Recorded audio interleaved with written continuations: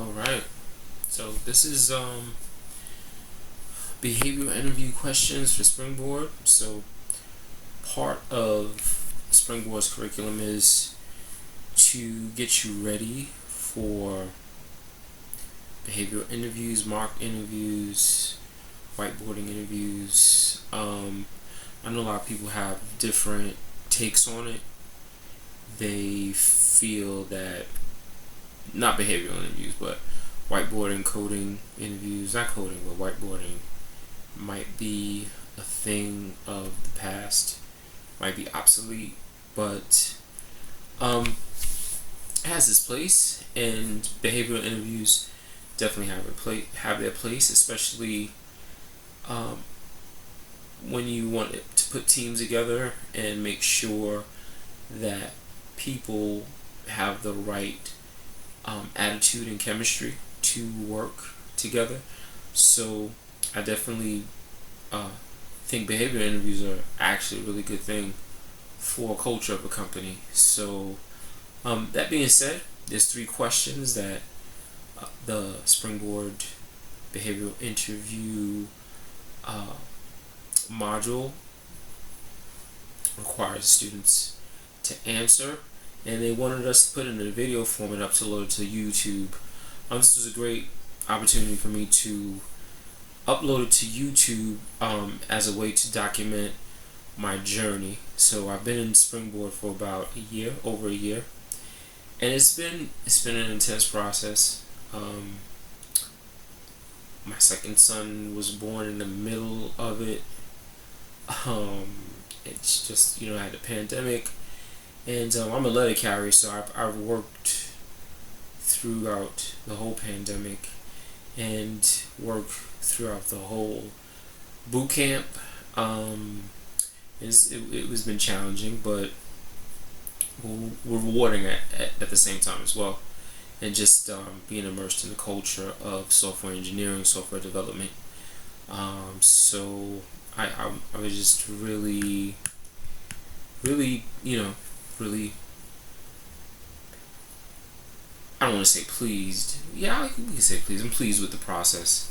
It's been a ride. It's winding down. So the me uploading this video, this would be a good way to just start documenting it, and I could look back and see this. Someone else can see it, see how it is. So without further ado, I'm gonna go with 3 questions, gonna answer them. So the first one is, why do you want to be a software engineer? So I want to be a software engineer because it fulfills 2 important aspects for my development as a human being. One, it's creativity, and second, it's continuous learning. So with software engineering, you can go from designing an app to creating back-end servers and databases for an application. You could help a small business make their website. It's just the possibilities to create and learn are endless. So that's one of the reasons why one of the many reasons why I want to be a software engineer. I'm a musician as well, and I'm an extremely creative person. So software engineering allows you to be creative, just coming up with ideas, designs for an application or website, and then also learning the new technologies like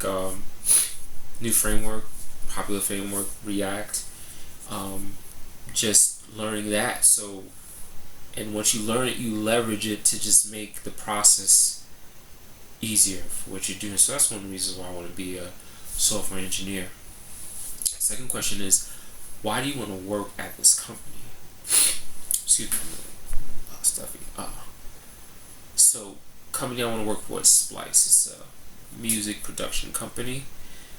So I'll tell you why I want to work at Splice. So I would like to work at Splice because as a music producer myself, I struggle to find quality loops to get ideas going.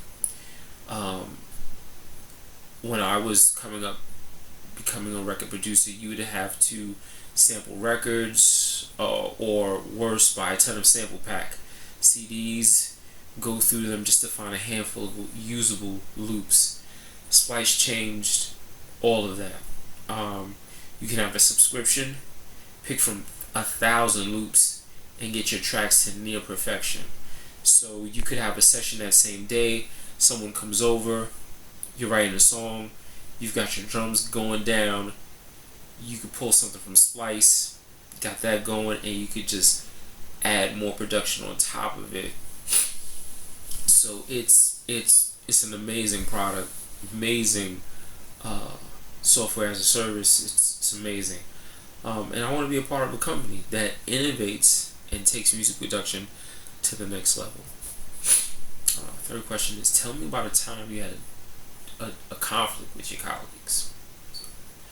I was working on a group project called Ladder Labs.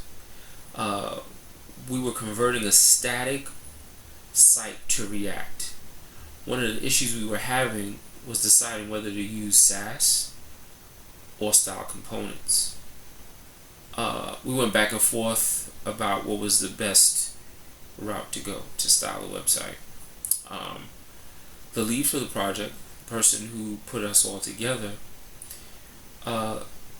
mentioned that he favored style components. The last role he was in as a developer, they used style components, made it less issues with CSS. So I found some videos on style components by James Quick on YouTube and a blog article about using Sass. So I posted it on the Slack channel. We all looked at it over the weekend, and so we decided using style components. It was pretty straightforward, and the team agreed to use it. So that was a time when there was some conflict. People were passionate about some of the ways they wanted to style it. I remember someone on the team really wanted to use Sass. He felt it was easier. He liked it. He said that the industry's using it. Rest of the team was like, hey, style components. But at the end of the day, we wound up using style components because most importantly was that the lead suggested it. He left it up to us, but he suggested it. And he said he favored it. So those were cues to let us know that, if this was a situation where we were working in a real world setting, we would have to appease the client. So it was some conflict, but at the end of the day, it was resolved. We wound up working together, and we learned a ton using style components. That's actually one of my favorite ways to style with React. Sass is also amazing, and also just regular plain old CSS is amazing as well. So that's it for my questions, for my behavioral interview. Obviously, it's long because I've already taken a behavioral interview, and it's a little long. It's about 30 minutes, and I just want to get to know you, who you are. Really want to see if you're a fit for the team. Obviously, when you take your coding interview, your proficiency as a web developer, a software engineer, is probably going to take precedent to the behavioral interview. But that being said, this is also a crucial part because they want to make sure you are a good fit for the team, and you're fit for the culture, because a lot of cultures are different. So it seems like the most important thing is being yourself, because if you are saying to yourself like, hey, I'm going to act this way because I think this is what will enable me to get the job, although I'm still breaking into the field. Judging by what I've seen with the behavior interviews, especially the mock one that I took, it's best that you are yourself Because if you yourself, you will be put in a role on a team in a culture that meshes with what who you are and who they are, and it just will be a successful situation. So kind of like a super team, right? Like you got Russell Westbrook, LeBron, and Carmelo Anthony. So